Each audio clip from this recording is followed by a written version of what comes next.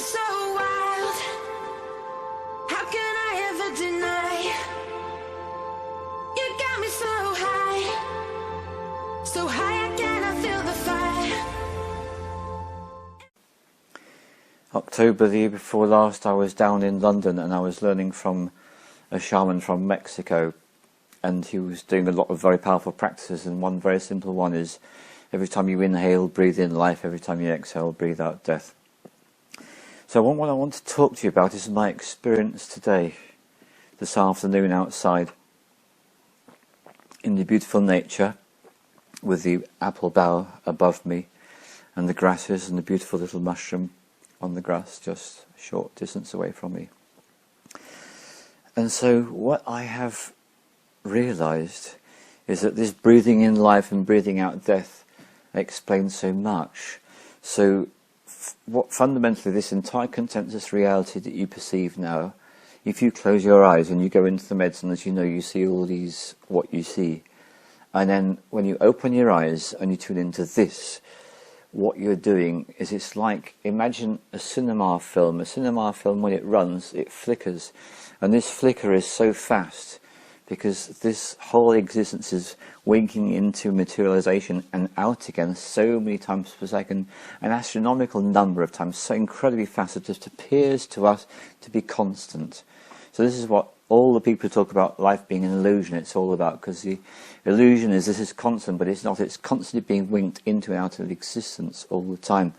When we become fully awakened beings, we tune into the power of our breath, and our breath is the power to breathe in life and to breathe out death. So when he says breathe in life and breathe out death, what he was referring to is simply breathing existence into being and then surrendering and letting it go again. All the ego fears of death that people have on medicinal experiences is all about the fear that the ego has that it's going to be dismembered. And of course what happens is many times per second the ego is dismembered constantly. This is constantly happening to the ego. So what the ego needs to do is to understand there's no need to fear dismemberment, because that's happening to you continuously and you're still here. So this takes all the pressure off the ego, and the ego can relax into the experience. So I was given a very specific dictation this afternoon, this evening when I was in bed. So I'm going to read it out, and if I feel it needs a bit of explanation, then I will add that to it. So this is simply a message from the Elves from a lovely Saturday afternoon at the Octagon. We are on a sphere of infinite radius, which appears to us as a flat plane. We call this Earth. So we're on this Earth, and it appears to be flat when you're walking. When you're walking on the Earth, it appears to be flat. But what it is, it's a sphere of infinite radius, right? So that means that the radius is so great that it's as if it's flat. As if it's flat. So this is what we call Earth, this thing that we walk on, this planet that's our home. Now, we all heard about the old Earth and the new Earth. The new Earth is being fully present in the moment, in touch with how your body feels, taking in deep inhalations of air, which is light, which is life, which is love. So now we understand, every time we're taking a deep inhalation, we're saying yes to life in a way that when we're taking shallow inhalations, we are not doing. It is as blunt as this. It's as simple as this. We need to, as a human race, embrace breathing deeper. So really what it comes down to, so any chance you've got, you haven't got anything to do, brilliant. No one's asking me to do anything, I can just chill, right. Deepen the breathing.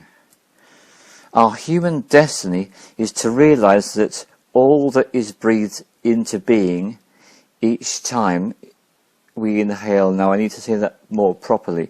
Our human destiny is to realize that all that is, everything that is breathed into being each time we inhale. Literally, when we inhale. We breathe life from pure potential. So out there, it's all pure potential. Anything can happen. I could be sitting on this chair, or I could be in the town centre, or I could be in Sri Lanka, but actually I'm choosing to incarnate into this location, right? So we breathe life from pure potential into physical existence, and this is my physical existence, and that's your physical existence, and that's your physical existence. This is the work of gods.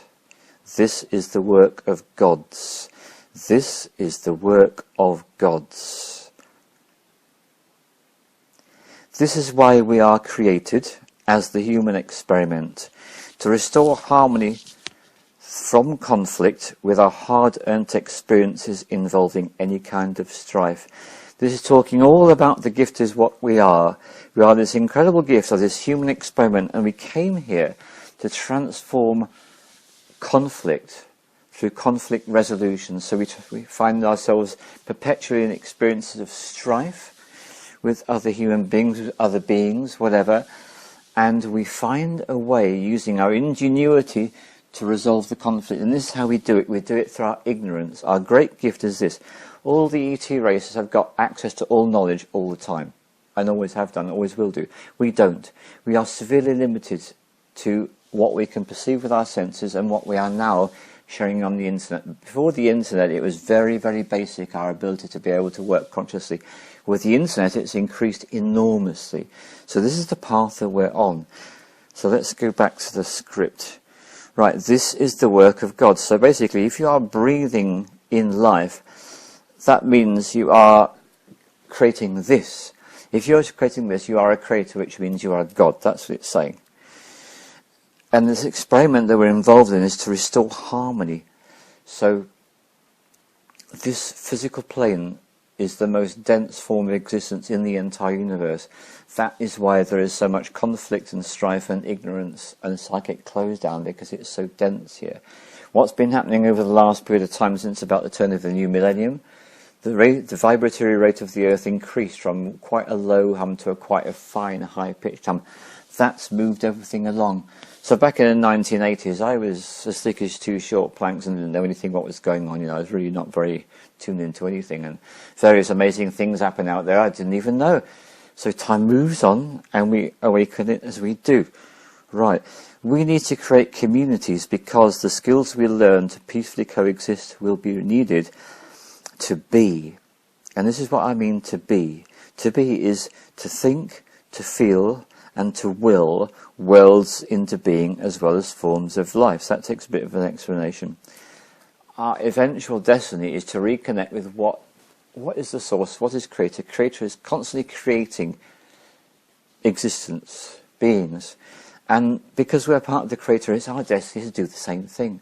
So when you create a little wooden animal from a little stick, you are a god, because you are turning something into something else. You are engaged in an act of creation. When you sing, when you write a piece of prose, poetry, when you make a film, when you do any of these things, you are an act of creation.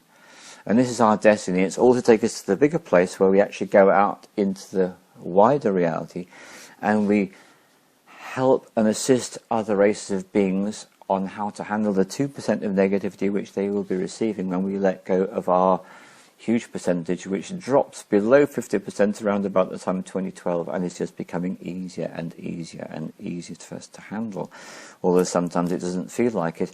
And to be aware that those who do not have our best interests at heart, this is it. Why do we have to really give thanks on our bended knees to the Illuminati, to these forces of darkness? We have to give thanks on our bended knees to these forces of darkness, because what they chose to do is they chose to take on 100% negativity so we don't have to. They chose to take on 100% negativity so we don't have to. They chose to take on 100% negativity so we don't have to. And that is a very heavy price to pay to create all the harm that they've created all this time. And when they have woken us up, so basically they create shit like fracking, and then we go, we can't have that. We wake up, we do something about it. Whatever problem they create, chemtrails, we wake up. Childhood sex abuse, we wake up. Whatever it is, we wake up to what it is. Take action. So this is what it's all about for us. I'm just going to go back to the script and see what it says next, because I don't know. Right, so the creating of communities, we now understand that they need to do this on the grassroots level. Coming here as a community, if it lasts for 5 minutes or for 3 days or for 50 years, it's a community. The more we do this, the more we tune in with our destiny as human beings to be creator beings, which people could regard to be gods. So then it says, verily you human beings are the artists of the universe. Think of a landscape gardener. He's an artist. Think of a painter. He's an artist. Think of a writer. She's an artist. We're all artists. We're all artists of the universe. Just picture a sphere of infinite radius. Just picture now in your mind a sphere of infinite radius. Can you do it? Can you think it? Can you think an image of a sphere of infinite radius? You can't think it. No.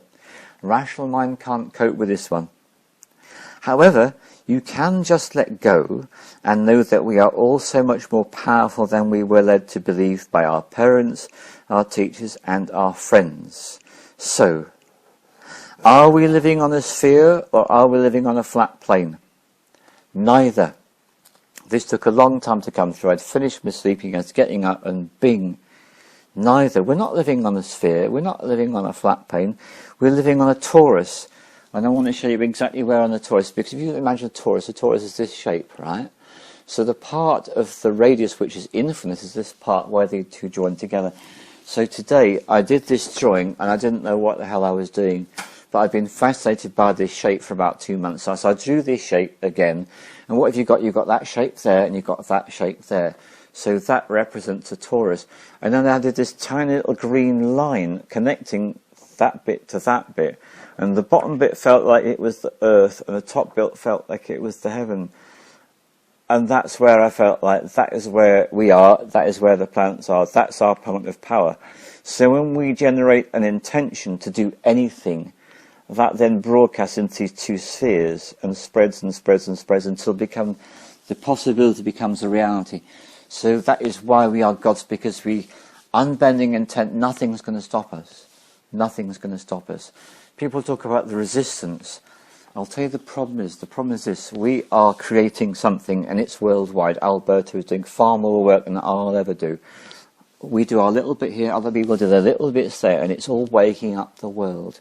It's all waking up the world until you realise you are a torus. So basically I'm the centre, and this bit appears to be infinite radius. It goes up, out to the top of my crown chakra, out through my base chakra, all the way around. It encompasses the entire universe. So I contain the entire universe in my torus, and that really is all I can do to show you what I'm talking about. So there I am, that little green tiny monad, and I contain that entire universe within me.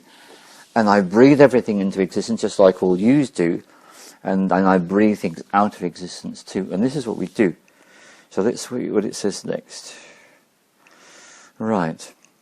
Each one of us, which is called monad, are centre points from which our own torus are generated.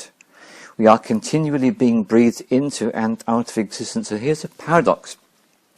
I'm consciously breathing in to and out of existence, but most of the time I'm not. Most of the time I'm just breathing and not aware of it, am I? So that's when I'm being breathed. So get this, you breathe everything into and out of existence, but also you are being breathed. It's a passive process as well as an active process. We are continually being breathed into and out of existence. The ego sphere of death is based upon the fear of being breathed out of existence. We've survived this many times a second, so all fear of ego death can be let go of now. Once we realise fears about dying, once we release fears about dying, once we release fears about dying, once we release fears about dying, because there is no death, there's only change of existence, we become free to be who we choose to be, free of all conditioning. Let go of conditioning with every out-breath. So every out-breath, letting go of conditioning, Catholic Church coming out, grammar school coming out, job, profession coming out, just breathing it all out. And then breathe in life, light and love with every in-breath. Okay. Love every moment. Forgive everyone for everything. Now forgive yourself for everything. Now you are free to be who you truly are. And that is the end of the message from the Elves from this afternoon's broadcast. Thank you very much, and we'll be seeing you again sometime.